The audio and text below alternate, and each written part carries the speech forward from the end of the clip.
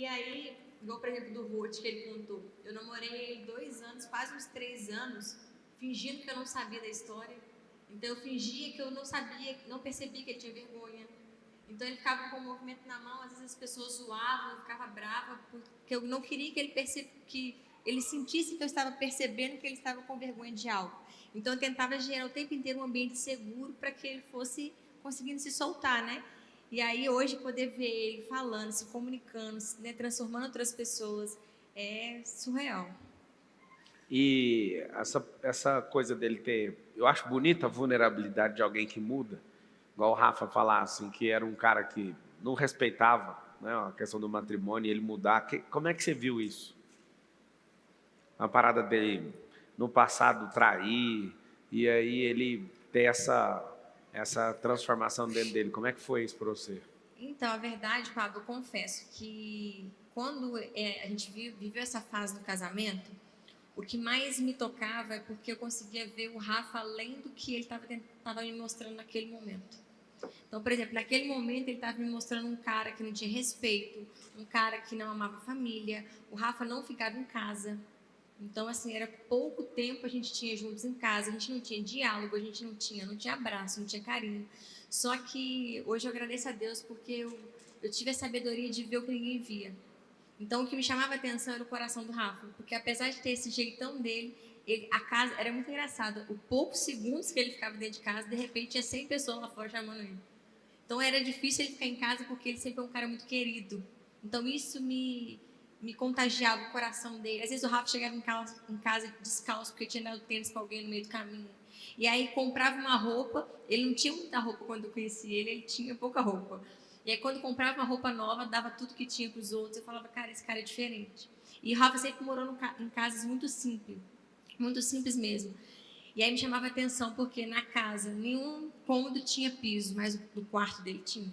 Nenhum cômodo tinha uma cama arrumadinha, mas a cama dele era arrumada. Ninguém da família tinha guarda-roupa, mas o Rafa tinha lá de 2 portas, 2 camisas, uma bermuda e uma botina, mas tinha. Loucura.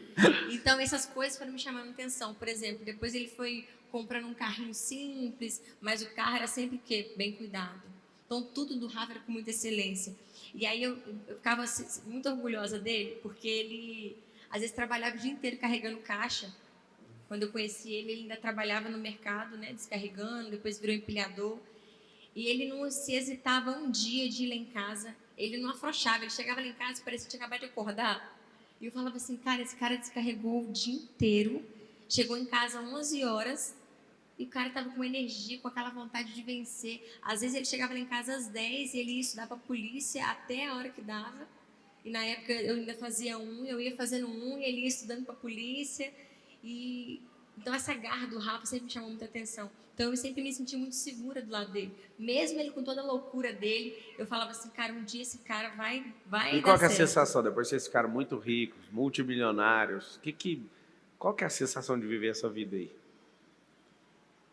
É doido o que eu vou dizer, Pablo, mas nada mudou lá em casa, assim, no sentido de nosso coração, sabe?